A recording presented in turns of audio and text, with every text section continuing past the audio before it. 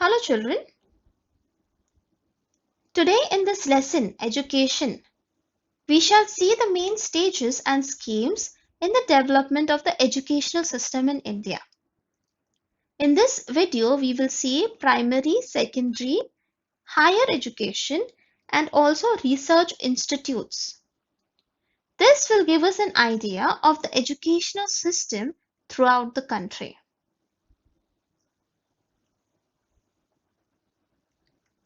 First, let's see primary education. Primary education refers to the schooling or education given to children in the age group of 6 to 14 years. In the year 1988, the central government started something called Operation Blackboard to improve educational standards. The government gave funds to help improve the standard of the schools and to fulfill minimum educational needs, such as at least 2 proper classrooms, toilets, one of the 2 teachers to be female, a blackboard, maps, laboratory equipment, small library, playground, sports equipment, etc. In 1994, the scheme was expanded and provisions were made for one additional classroom and for appointing one more teacher in schools where there were more than 100 students, with importance given to girls' schools and schools where majority of children were from scheduled caste, tribe, and the schools in rural areas. So this scheme emphasized or gave importance to school which had more children from scheduled caste and tribes, schools which were in rural areas, and schools which were dedicated or were solely meant for girls. It made it compulsory for the state government to appoint female teachers to 50% of the posts in school. In 1994, the District Primary Education Program (DPEP) was started, and the objective of this program was universalization of primary education. Here, what they were trying to say is giving universal access to education without any discrimination. Everyone should have equal opportunity in education, regardless of their social class, race, caste, gender, etc., even physical and mental disabilities. People who have physical and mental disabilities, they also should be given the opportunity for education.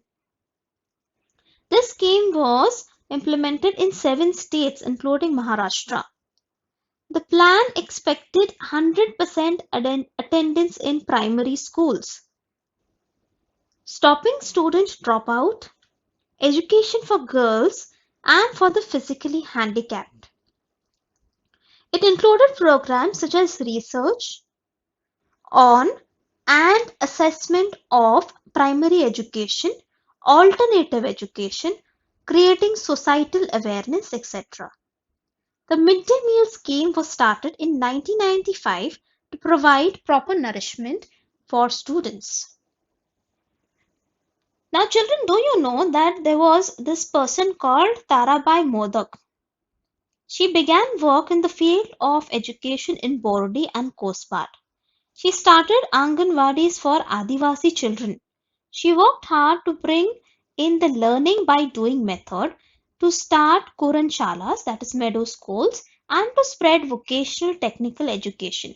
What is vocational technical education? Vocational means relating to an occupation or employment.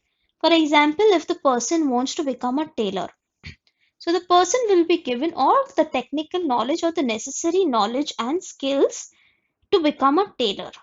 So that person will be educated in that field. Anutai Wagh established an institution at Kosbad for the progress of Adivasis in Thane district. It is known as the Kosbad project. She started creches, which means a nursery where babies and young children are cared for during the working day.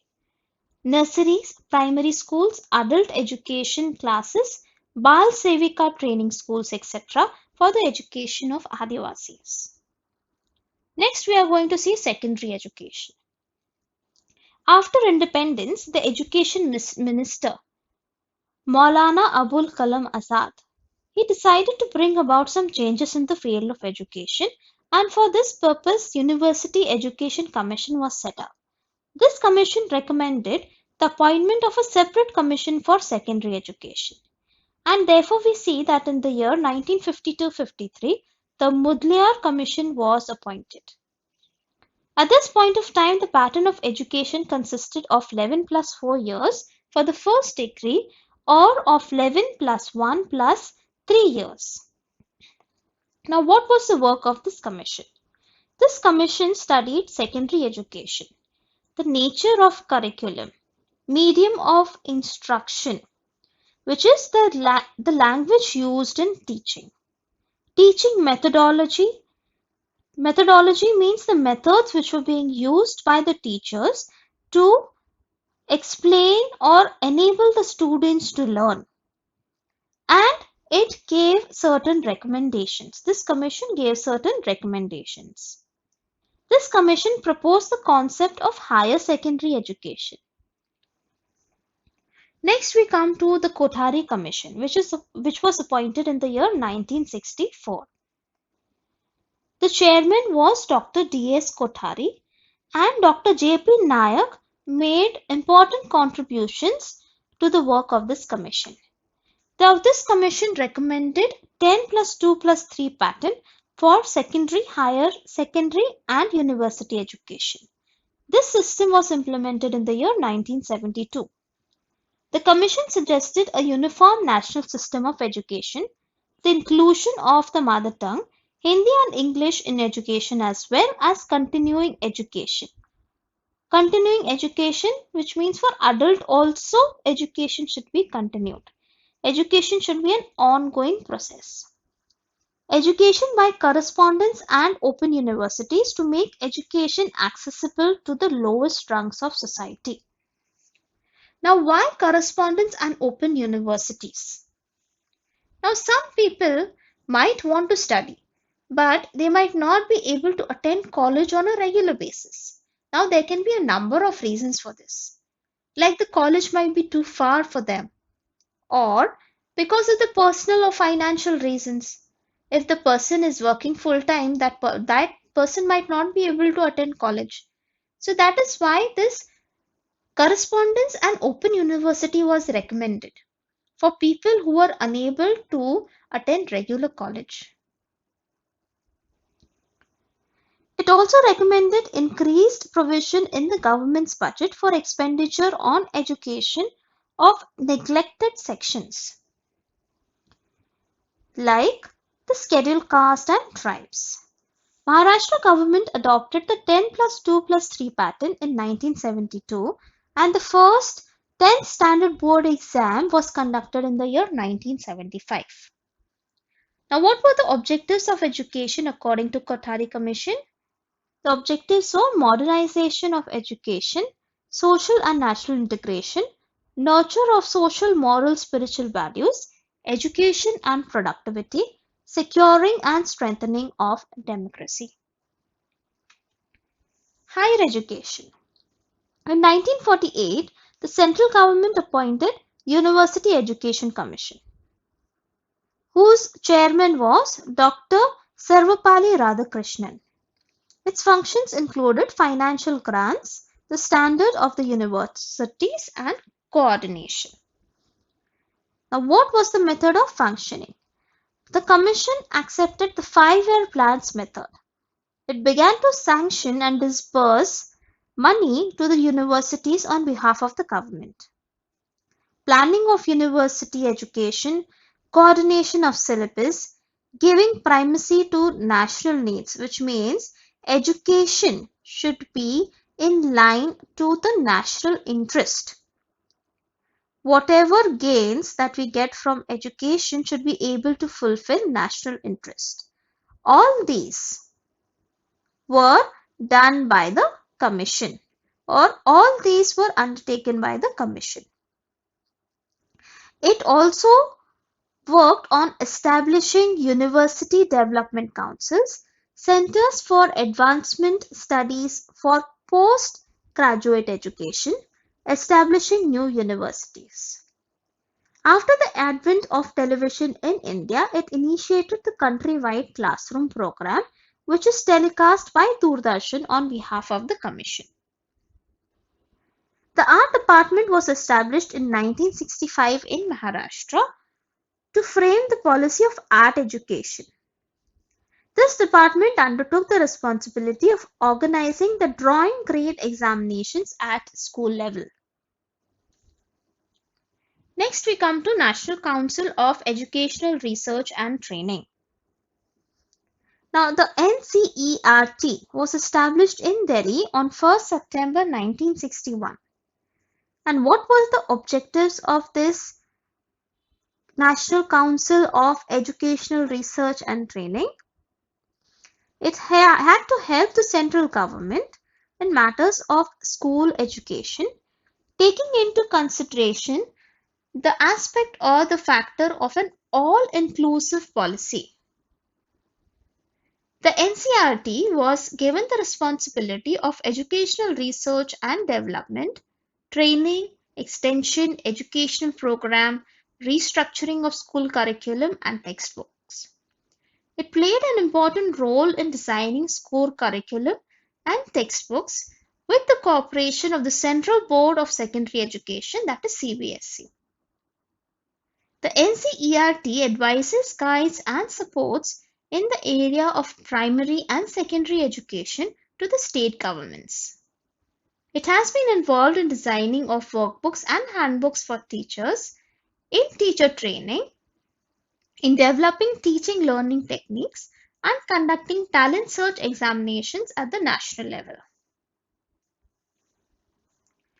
Now, this NCERT was at the national level or the central level.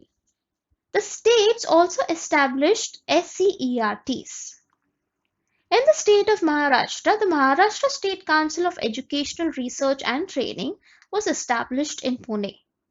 This institute performs functions like improving the standard of primary education, training of teachers, training in the areas of syllabus and evaluation, vocational guidance or occupation or employment guidance to students after standard 10th and 12th exams, and other educational functions.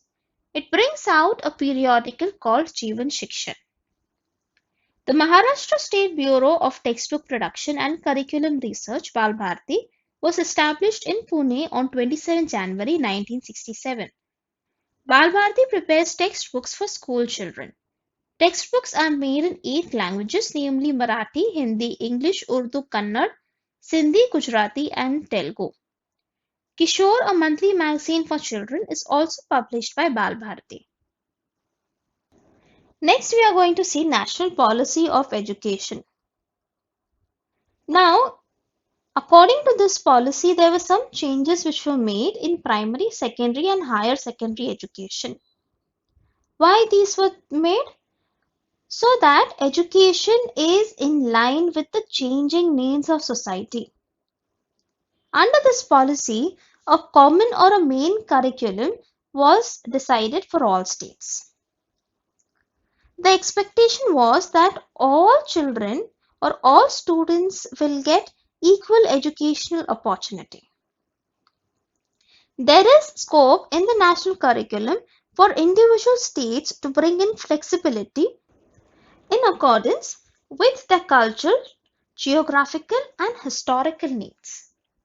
Here, what they are trying to say is that there is a main or a common standard of education that all children, irrespective of from where they are, they should get. But The state can also add things which are in accordance to the culture and needs of the respective states.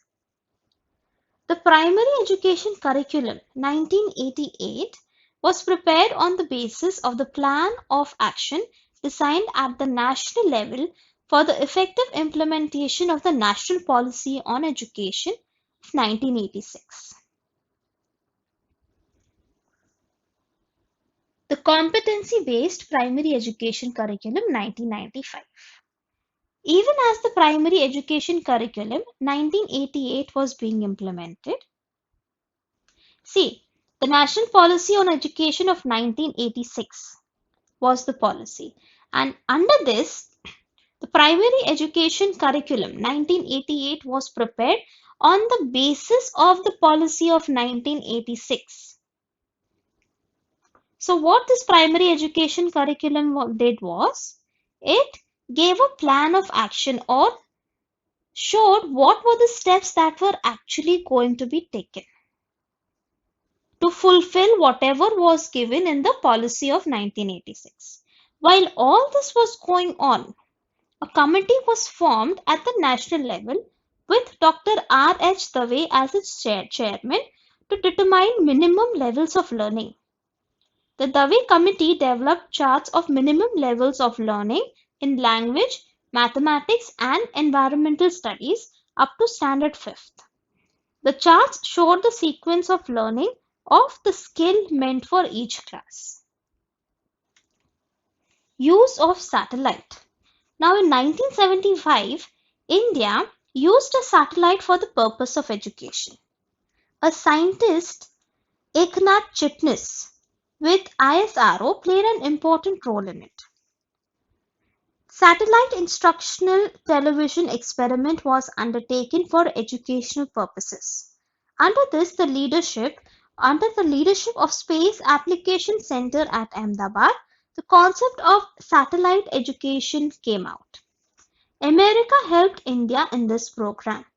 The program helped to make provisions for a good standard of education in rural areas.